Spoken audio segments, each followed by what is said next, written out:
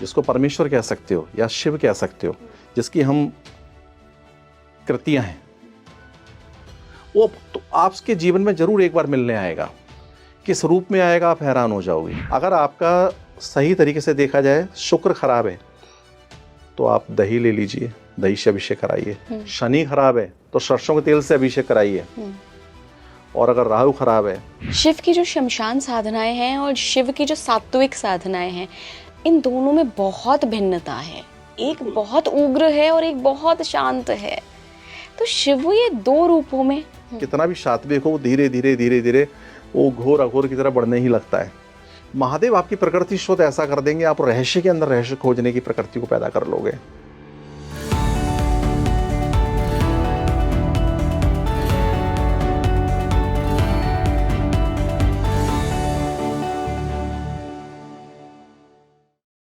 क्या शिवलिंग की पूजा महिलाएं कर सकती हैं? हम अक्सर हमारे मन में ना डाउट रहता है, भले ही हम कर भी लें, लेकिन हमें लगता है क्या ये शास्त्र संगत है? क्या ऐसा तो नहीं कि कहीं लिखा ही ना हो और हम ज़बरदस्ती शिवलिंग की पूजा कर रहे हैं? देखिए, मैं खुद महादेव की भक्त हूँ, आप सभी को पता है, और मैं खुद भी जानना चाहती थी कि शास्त्र इस बारे में क्या कहते हैं। क्या वाकई हम सभी शिवलिंग की पूजा कर सकते हैं, आराधना कर सकते हैं तो किस रूप में? क्या कोई महिला अभिषेक कर सकती है, चाहे वो रुद्राभिषेक हो, चाहे वो जलाभिषेक हो, कोई भी किसी भी तरीके का हो? तो मेरे साथ जो आज गुरुजी मौजूद हैं, हम उनसे जानेंगे, क्योंकि वो खुद भी महादेव और शक्ति के भक्त हैं, एक साधक हैं, तांत्रिक हैं।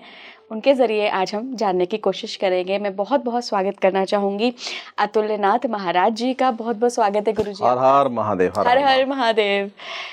गुरुजी, ये सबका सवाल रहता है बिल्कुल कि महिलाएं शिवलिंग को छू सकती हैं?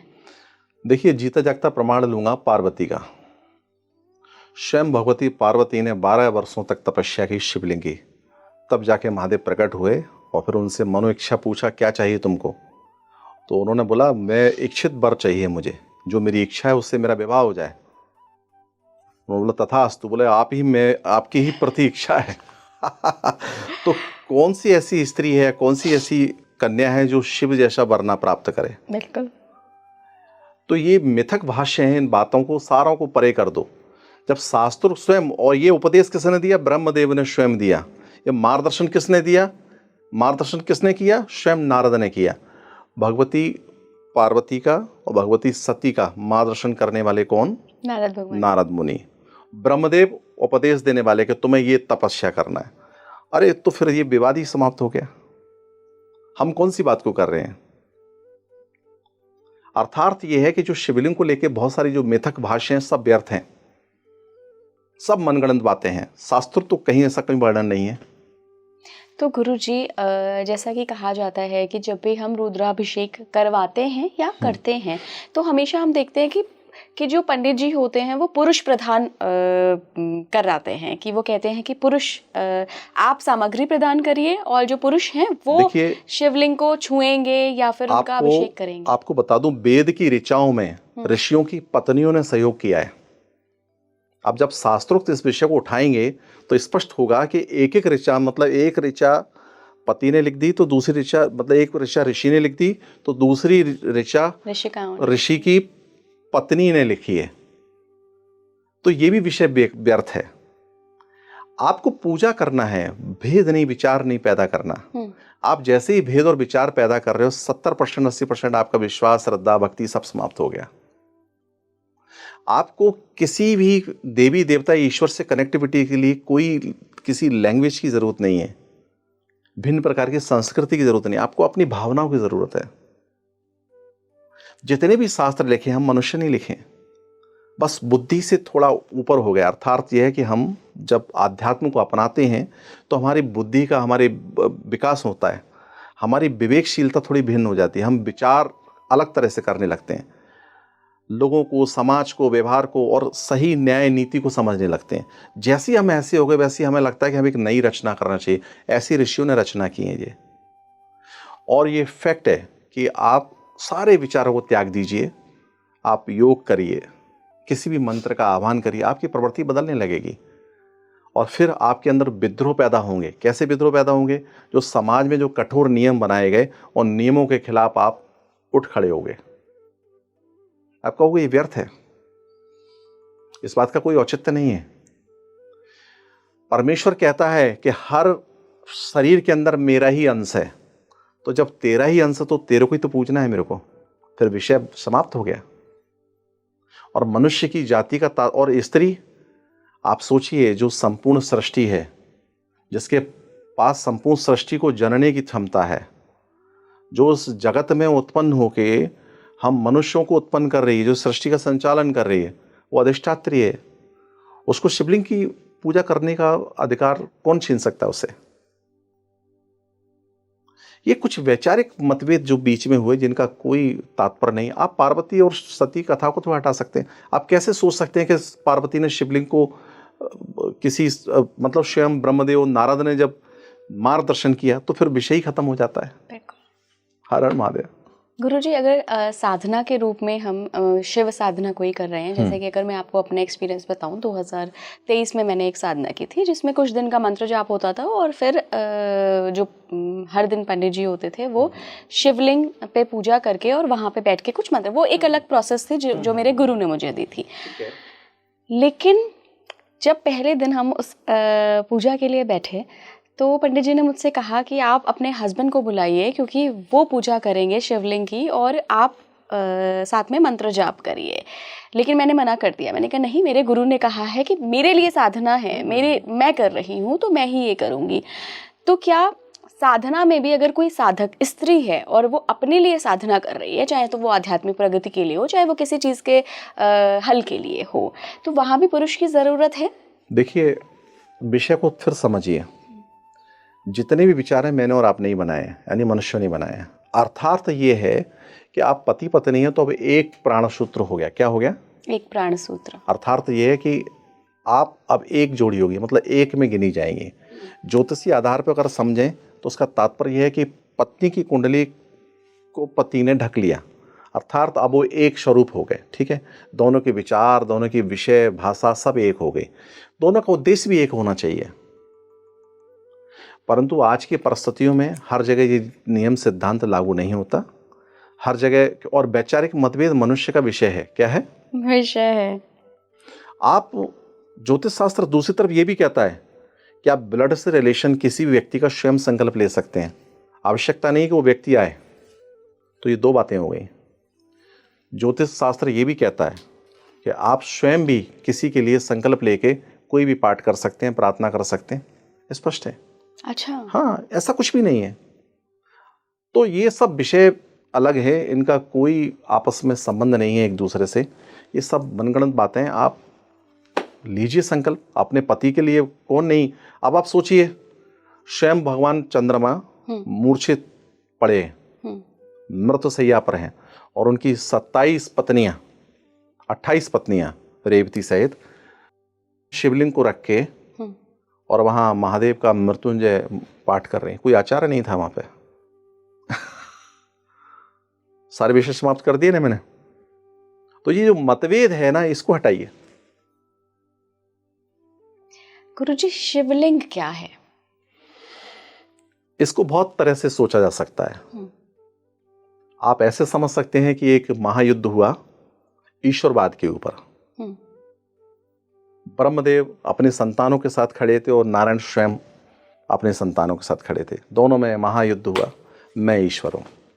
और तब एक अद्भुत अवस्था पैदा हुई। एक ऐसा प्राणी निकल के आया, उसने कहा, अरे मैं तुमसे कई गुना ज्यादा बलशाली हूं, शक्तिशाली हूं, मैं तुम सबको कई बार मार सकता हूं। बोले फिर ये विवाद कैसे समाप्त होगा? बोले ये इस चिन्ह को पूजो। बोले ये नीचे ये स्त्री है और ये पुरुष है, इसी से तुम उत्पन्न हो। विषय समाप्त हो गया, सारे धर्म जाति सब विचार खत्म हो गया और सत्ता को स्वीकार कर लिया गया।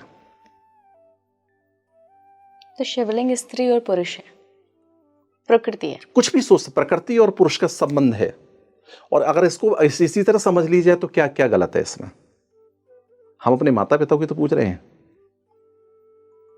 बस यही समाप्त हो जाएगा विषय।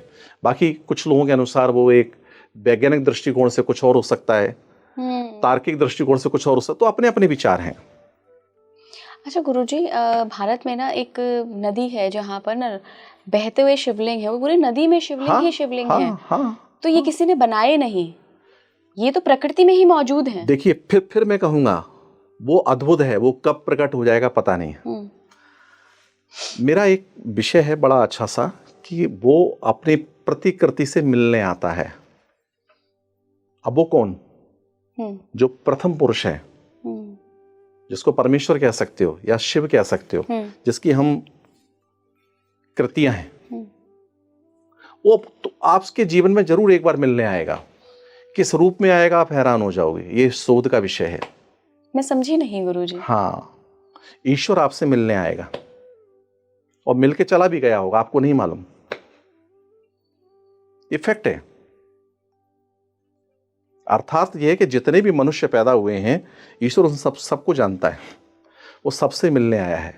हाँ, उसके पास इतनी फुर्सत है, हाँ उसके असंख्य रूप हैं, हाँ उसके अनेकों, एक समय में अनेकों लोगों से मिल सकता है। वो असीम शक्तियों वाला है, ये स्पष्ट है, ये सत्य है। सभी शास्त्र यही कहते हैं और हमें इसी बात को मानना चाहिए। यानी आप उनसे मिल चुकी हो और मैं भी उनसे मिल चुका हूं। बस विषय इतना है कि आप पहचान लो, वो साथ मैं पहचान लो, बल से संभव है। वो सिर्फ बल, सिर्फ बुद्धि बल है। विकसित बल मात्र साधना से होगा। जैसी बुद्धि विकसित होगी, मलिनता घटेगी, बुद्धिमत्ता आएगी, आप मिल लोगे। गुरुजी, आपने कभी कोई ऐसा अनुभव किया है? मेरे तो जीवन के बहुत सारे अनुभव हैं। मैं एक साधना में निष्फल हो गया।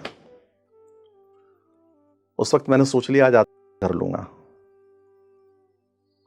और प्रकृति मुझे कहां ले गई आप सोचिए। मैं शमशान में चला गया और वहां धोती पड़ी हुई है और मैं उसको देखकर रो रहा हूं। मतलब मैं सोच रहा हूं कि मुझे मर जाना चाहिए और मुझे यहां तक प्रकृति ले आई। परमेश्वर मतलब मेरी इच्छा शक्ति यहां तक ले। ठंड है, चारों तरफ लाश जल रही है। मैंने अरे सोचिए उस वक्त क्या होगा। उस वक्त ये होगा कि सब यही इशारा कर रहे हैं कि तुम्हें मर जाना चाहिए। आपकी मनोवृत्ति उसी प्रकार की होगी। मैंने वो धोती उठाई, एक पेड़ से बांधी और गले में फंदा लगा के मैं गिर पड़ा। गिरने, हालांकि बहुत अलग तरह की बात है, ये समझ से परे है कि क्या है। और जब धोती बांध के जब मैंने फंदा लगा के छलांग लगाई, मैं गिर पड़ा। ये मेरे दोनों घोटू अभी भी आप छिले हुए हैं, आप देख सकती हो चाहो तो। मैं गिर पड़ा, घंटों मूर्छित पड़ा रहा। वहाँ कोई व्यक्ति आया, उसने मेरे सर पे हाथ फेरा और मैं नहीं जानता कि क्या हुआ, मेरे शरीर के अंदर उजाला हो गया। ये मेरा स्वतः का अनुभव है। मैं उठा, बैठा, मैं देख नहीं पा रहा था। मुश्किल से मैंने शायद क्षण दो क्षण बात की होगी। उन्होंने एक संकेत दिया, इस मार्ग पे चले जाओ। और मैं घंटों पैदल चलता रहा। मुझे नहीं मालूम इतनी ऊर्जा कहाँ से मेरे अंदर आ गई और मैं लक्ष्य तक पहुंचा। फिर वहाँ कुछ अद्भुत हुआ। तो एक योगी की जिंदगी में इस तरह के रहस्य तमाम हैं। आप निकलो तो सही। मैं नर्मदा नदी के सहारे होशंगाबाद से अमरकंटक तक पदयात्रा की। जो भी व्यक्ति जिस व्यक्ति को सही गुरु मिल गया, जिसने भी त्याग किया, जो उस क्षमता तक पहुंच गया, तो तू नहीं या मैं नहीं। अर्थात मैं अगर तुझे नहीं पा सकता तो मैं क्या करूंगा इस जीवन का।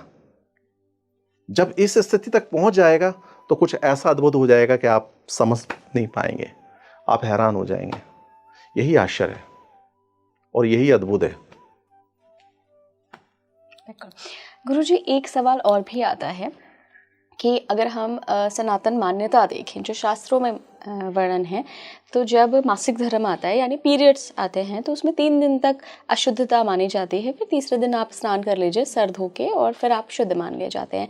जब बात आती है कि अगर किसी ने अपने घर पे पारद शिवलिंग या नर्मदा शिवलिंग, कोई भी किसी भी तरीके के शिवलिंग रखे हुए हों, उनकी अगर पूजा करनी है, क्योंकि रोज़ तो उनको स्नान कराना है, तो वो कितने दिन की मनाही होती है? देखिए, वैसे तो 3 दिवसीय स्त्री इस मासिक काल में आज के समय में रहती है, लेकिन शास्त्रों 7 दिन का विषय है। और आप हैरान हो जाएंगी, आज भी पुराने कस्बों में, पुराने क्षेत्रों में, पुरानी जगहों पर घर से बाहर भगा दिया जाता उस लड़की को या उस स्त्री को कि 7 दिनों तक उसी जगह रहो, वहीं खाना पीना खाओ। ऐसी बड़ी विचित्र मानसिकता है। परंतु ये नहीं समझना चाहिए कि ये सब स्वाभाविक है। ये नेचर का एक विवाह व्यवस्था है, उस समय आपके एक स्त्री के अंदर स्वत में ही एक अलग तरह की हीनता पैदा हो जाती है। क्या हो जाती है? अपने आप में ही। और समझो तो, वो भी मान्यता करो तो, क्योंकि कुछ लोग ऐसे हैं जो घृणा को बहुत ज़्यादा महत्व देते हैं और कुछ लोग ऐसे हैं जो कहते नहीं, कुछ नहीं है। यहाँ विषय वही है, निरंकार और आकार। यहाँ विषय वही है कि मेरी इच्छा है तो सब कुछ सहज है, नहीं तो कुछ भी सहज नहीं है। तो ये सब अपने अंदर घटित होने वाली बातें हैं, इनका कोई तात्पर्य नहीं है, कोई संबंध नहीं है और होना भी नहीं चाहिए, क्योंकि वो एक माँ है, वो एक जननी है और वो एक प्राकृतिक सौंदर्य है कि उसकी गंदगी साफ है। तो 7 दिन के बाद शिवलिंग को छूना चाहिए। हाँ, 7 दिन के बाद छू लेना चाहिए शिवलिंग को। गुरुजी, शिवलिंग को घर पे रखने के लिए भी काफी विवाद होते अरे हैं। आप जाइए, हरिद्वार जाइए, ऋषिकेश जाइए, आप बनारस जाइए, हर घर में शिवलिंग मिलेगा आपको। तो कोई भी शिवलिंग रख सकता है अपने घर पे? हर परिवार को रखना चाहिए, परंतु उसके विषय में इतना है कि शून्यता ना हो, अर्थात ये पूजन होता रहे। क्योंकि शिवलिंग देखिए उत्पत्ति का क्रम दर्शाता है जी। लेकिन संहार का क्रम भी दर्शाता है। वो शमशान में भी पूजा हो रही है, जब भस्म डल रही है उसके ऊपर, अर्थात तो उसका तात्पर्य है कि अब जी संहार क्रम प्रारंभ हो गया। तो जहाँ उत्पत्ति है वहाँ संहार भी है, इसलिए शिवलिंग को शून्य घर भी माना जाता है। और वहाँ स्पष्ट है कि जो शून्य घर हो गए वहाँ फिर भूत प्रेत पैदा हो गए। क्या पैदा हो गए? भूत प्रेत, यानी स्वयं शिव ही भूतेश्वर हो गए। शून्य घर का तात्पर्य क्या है? जिस जिस जगह शिवलिंग की पूजा नहीं हो रही है। साधना में माँ भूत प्रेत की सिद्धि का वर्णन मिलता है। शास्त्र कहता है कि आप भूत की सिद्धि कीजिए, वहां आप भूताधिपति की सिद्धि हो जाएगी। तो आपको करना क्या, ये विषय महत्व है। आप शिवलिंग को रखें, निरंतर पूजा होती रहे, इस बात का ख्याल रहे। इस तात्पर्य ये नहीं है कि आप उसको शून्य घर बना दें और 4 देवता अगर और स्थापित हो जाए उसकी तरफ तो और अच्छा है, इससे अच्छा कुछ है ही नहीं। परिवार हो जाए तो ये सब मान्यताएं अपनी हैं। अन्यथा तो आप देखिए, आप जाइए बनारस, घर घर आपको शिवलिंग मिलेगा।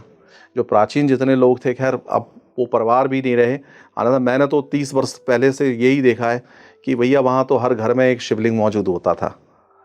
अब जैसे से परिवर्तन हुआ, लोगों ने फ्लैट बना लिए, लोगों ने अलग प्रकार की व्यवस्थाएं कर ली, शिवलिंग को उठा के छत पर रख लिया, छत के बाद फिर उठा के गंगा जी में फेंक दिया। तो ये सब धारणाएं वो उजड़ भी गए। फिर जिस मंदिर को समझकर हम वहाँ बसे थे कि प्रतिदिन हम उनकी पूजा करेंगे, उसकी प्रतिमूर्ति हमने घर में रख ली कि वहाँ बहुत ज़्यादा भीड़ होने लगी तो घर में रख ली कि चलो यहीं से यहीं दर्शन कर लेंगे महादेव के।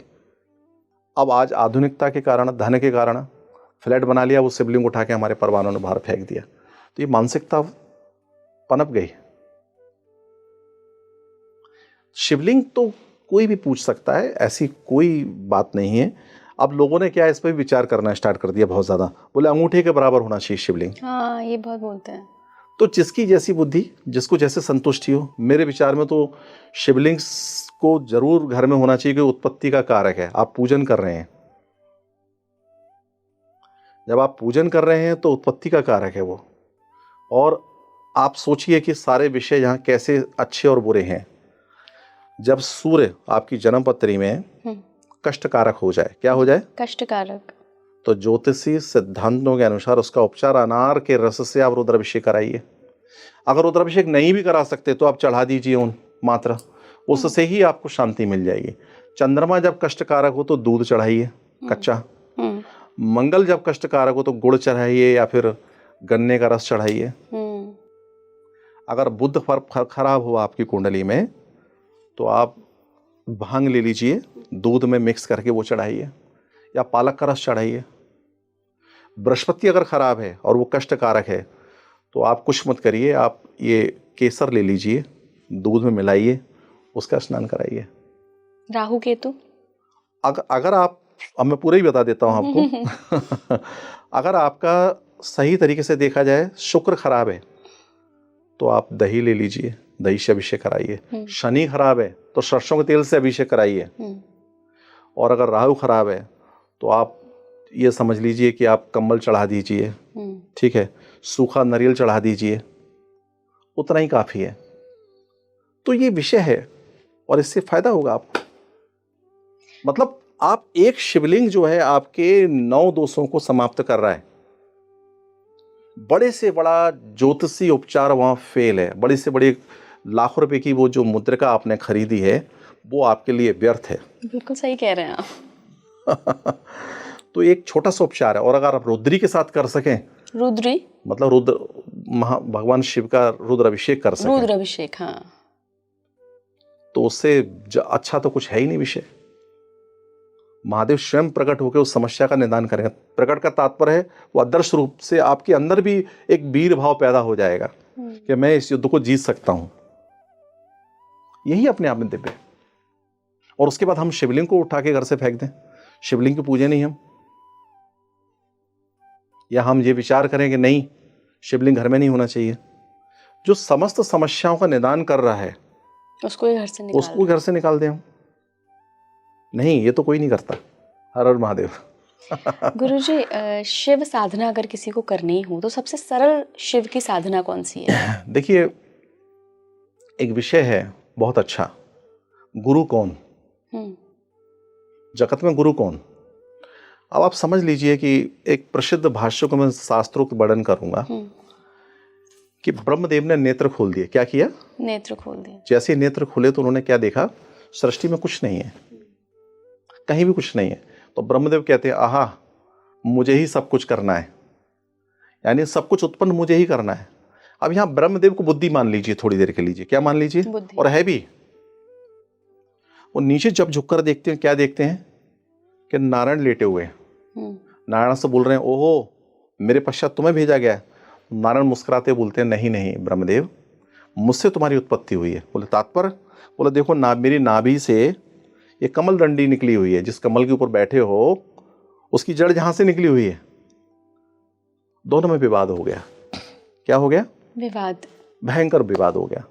जब दोनों में विवाद हो गया तब एक ज्योतिर्लिंग प्रकट हुआ। उसने कहा शांत हो जाओ, मैं निर्णय करूंगा तुम में बड़ा कौन है, मैं निर्णय करूंगा तुम में बड़ा कौन है। दोनों शांत हो गए। बोले कैसे? बोले मेरे छोर को प्राप्त करो, यानी, और एक दिव्य स्तंभ खड़ा हो गया जो अग्नि में था। ब्रह्मदेव ऊपर चल पड़े, नारायण नीचे चल पड़े। नारायण जहाँ शरीर है, हम अपने शरीर के अंदर ही चिंतन कर रहे हैं ये सब कुछ। और एक समय के बाद दोनों आके हाथ जोड़ के खड़े हो गए, बोले प्रभु हमारे बस की बात नहीं है। वो ज्योतिर्लिंग कहता है बोलो नारायण। बोले अग्नि समस्त सृष्टि में है, अनंत कई सृष्टियों में है, सब कुछ अग्नि से ही हो रहा है। यानी वो रुद्र वही अग्नि है जो संपूर्ण विश्व। आप साधारण तौर पर समझ लीजिए कि जल का वेग भी अग्नि से है, वायु का वेग भी अग्नि से है, शरीर में जो भी कोई हलचल पैदा हो रही है अग्नि से ही पैदा हो रही है। और शास्त्रों में उसी अग्नि को रुद्र कहा गया है। तो महादेव कहाँ नहीं है? तो तार्किक तौर पर तो महादेव के बगैर कुछ संसार में है ही नहीं, इसलिए महादेव को ही संपूर्ण माना गया। उन दोनों ने प्रणाम किया, बोले प्रभु हम आपको ही परमेश्वर मानते हैं, आप ही हमारे गुरु हैं। तो कहा गया है कि अखंड मंडलाकार जिसका है, अखंड मंडलाकार मात्र शिव का है। श्रावण मास पूरा प्रारंभ यहीं से होता है। पूरे श्रावण मास हम महादेव को ही पूजते हैं। आप महादेव के मंत्र की दीक्षा ले लीजिए। अच्छा, किसी से भी, किसी से, अच्छे कोई श्रेष्ठ गुरु हो। और ये फैक्ट है, जैसा कि सैद्धांतिक तौर पर जिस मंत्र की मैं चर्चा कर रहा हूँ, अगर उस मंत्र को दीक्षा के बगैर नहीं स्पष्ट किया जा सकता। अगर उस मंत्र की दीक्षा लेंगे तो आपकी आर्थिक उन्नति स्वाभाविक तौर पर बढ़ जाएगी। कौन सा मंत्र है गुरुजी? वो नहीं बता सकते, ऐसे दीक्षा के समय ही दिया जाता है शिष्यों को। अच्छा। हाँ। और ये स्पष्ट है, आपकी आर्थिक स्थिति ठीक हो जाएगी, आप निर्माण करने लगेंगे। आप सोचिए आपका जन्म हुआ, बगैर किसी कार्य के तो आप यहाँ स्टूडियो में भी नहीं आएंगे, किसी उद्देश्य से ही यहाँ है ना। तो इस प्रकृति में भी आप किसी उद्देश्य से आई हैं। और आप समझ लीजिए कि 2 शरीरों ने निर्माण किया। जब उन शरीरों ने निर्माण किया तो आपकी बुद्धि, आपका शरीर और आपकी आत्मा, आत्मा जिस उद्देश्य से आई वो भटक गई। क्या हो गया? भटक गई आत्मा, बिल्कुल। आप 9 महीने गर्भ में रहे और जब निकले तो इस सृष्टि को देख के आप खुद चौंक गए। और यहाँ शब्द, स्पर्श, आकृति, स्वाद, सुगंध, इस क्रम में फंस गए तो आप माया में लिप्त हो गए। इतने सारे आवरण से आपको वो स्मृति नहीं रही कि मेरा उद्देश्य क्या था यहाँ आने का। इस दीक्षा का महत्व ये है कि वो उद्देश्य पूर्ण हो जाए। क्या हो जाए? पूर्ण हो जाए। यानी जिस उद्देश्य से आपने जन्म लिया है, जिस उद्देश्य के कारण आप भटक गए, वो उद्देश्य कैसे पूर्ण हो, दीक्षा का तात्पर्य ये है।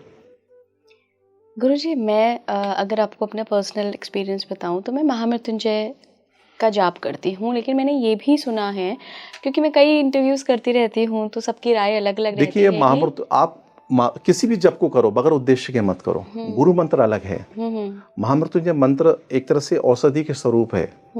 लेकिन आप ये भी समझ लीजिए कि कोई व्यक्ति मरण सन्नप अवस्था में है, मृत्युतुल्य अवस्था में है, और किसी ने महामृत्युंजय का जाप करा दिया, तो मृत्युतुल्य कष्ट से मुक्ति, अब मुक्ति का तात्पर्य कुछ और भी हो सकता है, तो विषय को समझना पड़ेगा। आप कंटिन्यू मत रहिए, कोई कष्ट आए तभी उस विषय को अपनाइए।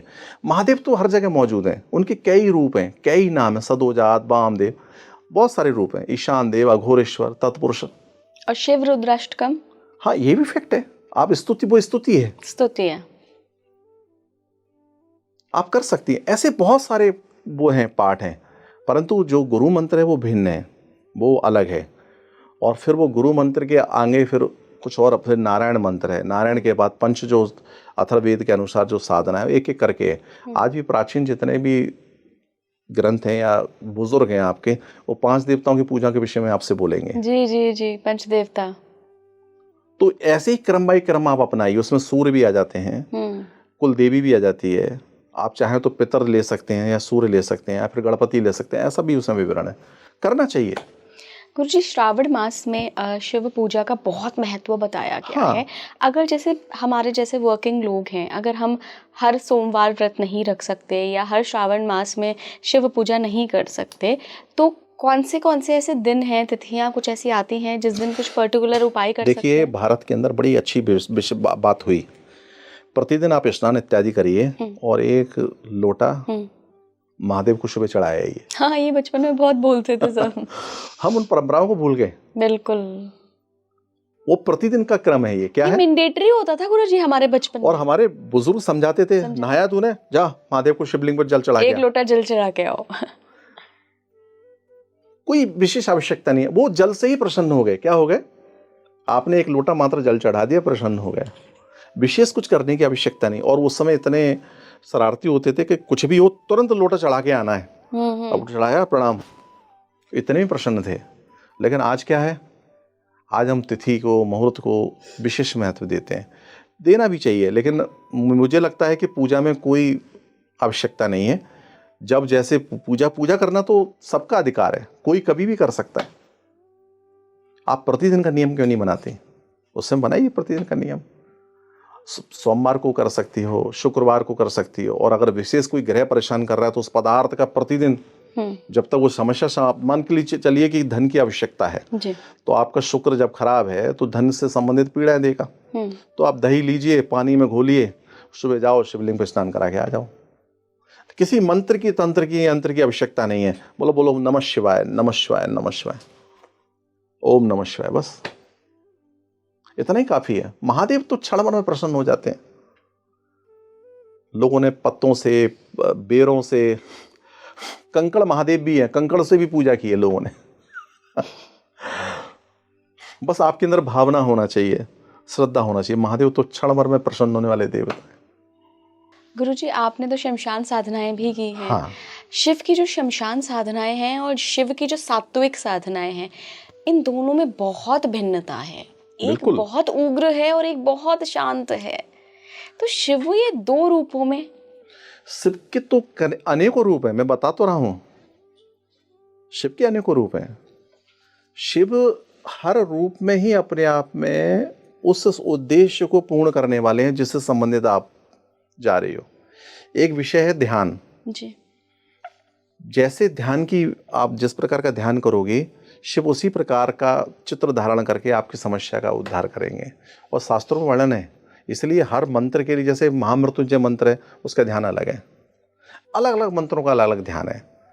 अब आप सोच लीजिए कि आपको साधना करनी है, मान लीजिए, ठीक है, आपको साधना करनी है।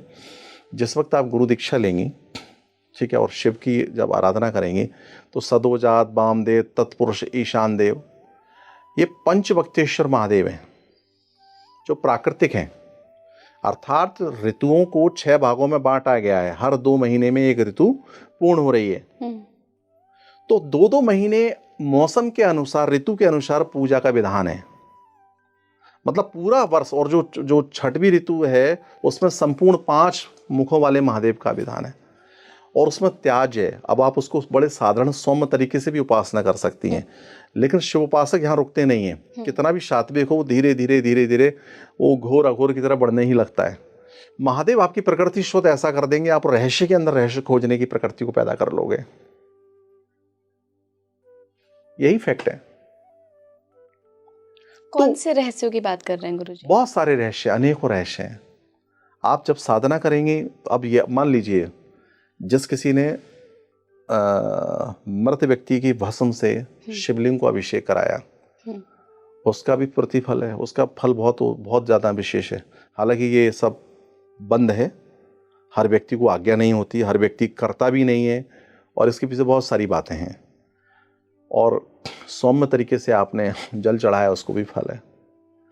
शमशान सबसे पहले तो समन का स्थान है। क्या है? शमन का स्थान। जो संहार कर्म से, शाक्त और शैव अधिकतर देखा जाए तो संहार कर्म को ज्यादा अपनाते हैं। अब संहार कर्म में कई प्रकार की बातें आती हैं। रात्रि को ले लीजिए, शिवरात्रि का महत्व भी विशेष ले लो, क्योंकि सारी बातें उसी से संबंधित हैं। रात्रि संहार करती है उजाले का। क्या करती है? संहार करती है। उजाले का मतलब ये प्रकाश है, अभी अंधेरा हो जाएगा, संध्या हो जाएगी तो अंधेरा हो जाएगा, तो रात्रि क्या कर रही है? इसका संहार कर, दिन का संहार कर रही है। वो संहारक है, इसलिए शिव प्रिय है वो, इसलिए शिव की रात्रि है वो, इसलिए शिवरात्रि है। साधक क्या कर रहे हैं? साधक उस रात्रि में बैठ के सबसे पहले संहार कर्म से जुड़ते हैं, चाहे वो मनोवृत्ति हो, मनोमारण हो, अपनी इच्छाओं का दमन हो, समथिंग। जब तक तुम इस विषय को नहीं अपनाओगे, संहार नहीं करोगे, तब तक फिर वो प्रकाश उत्पन्न नहीं होगा जो उज्जवल है। क्योंकि अब जो अंधेरे से जो उज्जवल की ओर जो सुबह जो हो रही है, वो बड़ी निर्मल है, वो कठोर नहीं है, वो तुम्हें लुभा रही है, वो तुम्हें प्रलोभन ही नहीं दे रही है, वो तुम्हें सचमुच एक मर्म दे रही है, माँ की तरह लाड़ कर रही है। तो जो संहार कर्म को अपना लेता है, अर्थात जो रात्रि से हर साधक रात्रि को साधना करता है, और शमशान तो इसका स्पष्टीकरण जीता जागता प्रमाण है कि आप वहाँ चिताओं को जलते देख रहे हो, तो वहाँ मनोवृत्ति यानी जो मानसिकता में बहुत सारी माया पड़ी हुई है, उसका संहार होगा ही होगा। यही तो विषय अद्भुत है, इसलिए शिव से संबंधित विषय है। और इसलिए वहां जब जाते हैं साधक लोग, बैठते हैं, तो उनके अंदर वैराग्य पैदा होता है। और वैराग्य पैदा होता है, जो लोग संहार कर्म को करना चाहते हैं, शत्रुओं को संहार करना चाहते हैं, वो लोग वो शत्रु संहार से संबंधित मंत्रों को सिद्ध करते हैं। अच्छा, उसमें क्या होता है गुरुजी? कुछ नहीं होता, शत्रु संहारक मंत्रों को, जैसे सब जलती हुई कोई लकड़ी ले ली, उसके ऊपर बैठ के साधना कर ली, संहार मंत्र जगा लिए कोई महादेव का, जिससे शत्रुओं का संहार हो। इतनी टफ साधना तो गुरुजी आम लोग कर ही नहीं सकते। हाँ, आम लोगों के विषय में बहुत विषय हैं। आम लोग बहुत सारे उल्टे सीधे विचारों को धारण कर लेते हैं, बिल्कुल, लेकिन साधना के लिए हिम्मत जुटाना बहुत आवश्यक है। और बगैर त्याग के तप नहीं होता, ये फैक्ट है। अगर आपको तप करना है तो त्याग करना होगा, और त्याग सामान्य तौर पर देखा जाए तो शमशान हर जगह आप जाओगे, थोड़े दिन रुकोगे, रहोगे, और धीरे धीरे आपकी प्रवृत्ति बदलना प्रारंभ हो जाएगी। शमशान साधकों के लिए बड़ा प्रयोगिक विषय है। इसका सही प्रयोग किया जाए तो, मैं तो बार बार बोलता हूँ, भारत में शमशानों का सही प्रयोग साधकों के लिए हो सकता है। ये लोभ लालच, ये दुनिया भर के जो लोभी लोग हैं, उल्टे सीधे कृत्य करने वाले लोग हैं, वो सब सुधर जाएं और सबकी प्रवृत्ति परिवर्तित हो जाए। लेकिन तात्पर्य ये नहीं है, तात्पर्य ये है कि फिर उस विषय को भी अपनाना पड़ेगा, तो इनका प्रयोग किया जा सकता है। गुरुजी, एक सवाल कि अगर कोई शिव के गुणों वाली संतान चाहता हो तो वो क्या करे? महादेव की पूजा करे। सिर्फ पूजा से हो जाएगा? सिर्फ पूजा। भक्ति मार्ग में बहुत बड़ा बल है, और विशेषकर कहा जा सकता है कि ओम नमो भगवते रुद्राय प्रसीद प्रसीद, इसका करीब 9 लाख जप कर ले। 9 लाख? पूरे व्रतों का विचार करें, शिव के बराबर संतान संभव है। अब शिव के बराबर का तात्पर्य ये भी नहीं है कि उतने ज़्यादा बलशाली ऐसा कुछ हो। देखिए, और स्वयं शास्त्रों तो ये भी कहता है कि साधक होना चाहिए, स्वयं शिव पुत्र बन के वहाँ प्रकट हो गया कि मैं आज से तुम्हारा पुत्र हूँ। ये तो साधक के अंदर क्षमता होनी चाहिए। गुरुजी, शिव को किस रूप में देखना शास्त्र संगत है? क्योंकि मैं ऐसे कई शिव भक्तों से मिली हूँ। शिव को सही समाधि रूप में ही देखना चाहिए। शिव समाधि रूप में है, साधक के लिए श्रेष्ठ हैं। परिवार के लिए एक ऐसा चित्र है कि जहाँ वो दोनों शिष्यों के साथ हैं, स्वयं भगवती विराजमान है बामंग पे, इससे श्रेष्ठ कुछ नहीं है। और संहारक साधकों के लिए शिव संहार करते हुए हों, वो भी अपने आप विषय है। शिव तो हर क्षेत्र में सारे पदार्थों के, सारे कृत्यों के आविष्कारक को शिव संगीतकार हैं। संगीत की उत्पत्ति उनसे हुई है। नटराज देखिए, नटराज हैं, नृत्य की उत्पत्ति उनसे हुई है। औषधाचार्य हैं, औषधि की उत्पत्ति उनसे हुई है। तो वो तो हर जगह मौजूद है, उनके विभिन्न रूप हैं। उन्होंने हम मनुष्यों के उत्थान के लिए क्या क्या नहीं किया, संभवतः सभी रूपों में प्रकट होकर सारे ज्ञान हमें उन्होंने दिए। ये तो हमारी धारणा है कि हम उनको किस रूप में पूछते हैं। शिव से मिला जा सकता है? हम शिवी हैं, पर हम एक अलौकिक दर्शन करने की हमेशा चाह रखते हैं। हम मनुष्य गुरुजी ऐसे ही हैं। देखो, आप समझ लो कि चंद्रमा जो है महादेव के मस्तिष्क पे है। कहाँ है? मस्तिष्क पे। वो पैरों में नहीं है। चंद्रमा पैरों में भी तो रह सकते थे, लेकिन मस्तिष्क पे ही क्यों है? क्योंकि वो मन के कारक हैं। महादेव ने मानसिक रूप से हम सबको जोड़ रखा है। हम तप करेंगे जरूर मिल लेंगे। आप ये मान लीजिए कि जितने भी शिव भक्त हैं, अब आप जैसे कैलाश पर्वत की बातें हुई हैं आज, या जो भी विषय पर बात हुई है, आप ये मान लीजिए कि वो कैलाश पर्वत पर गए स्वप्न में, दिव्य अनुभूति में, और उन्हें वहां वो सब कुछ देखा है। शिवरात्रि वाले दिन देखा है, सब कुछ अनुभव किया, और सुबह उठ गए, अरे मैं तो महादेव के चरणों में था। तो ये साधकों का ही लक्षण है। साधक उस हद तक चला गया साधना के बल से, अपने प्रभु से मिलने के लिए शरीर को छोड़कर वो उसकी आत्मा वहां जाके सारे दृश्य देख के वापस आ गई। गुरुजी, आई होप कि जितने भी शिव भक्त हैं वो ऐसे मानसिक दर्शन कभी ना कभी ज़रूर करें, चाहे वो ड्रीम्स के माध्यम से हो, चाहे वो साधनाओं में जो अनुभव होते हैं उसके माध्यम से। बहुत बहुत धन्यवाद गुरुजी। हर हर महादेव। आज काफ़ी सारी मिथ्स मुझे लगता है मिटे हैं इस पॉडकास्ट के ज़रिए। और देखिए, एक संकल्प शक्ति रखिए कि जिस भी इष्ट को आप मान रहे हैं, जिसकी भी पूजा कर रहे हैं, वो आराधना बिल्कुल मन कर्म वचन तीनों से पवित्र होकर अगर होगी तो ये जो नियम कायदे कानून होते हैं ये सब दरकिनार हो जाते हैं। बस आप रहते हैं और आपका इष्ट रहता है। जुड़े रहिए स्पीकिंग ट्री के साथ। नमस्कार।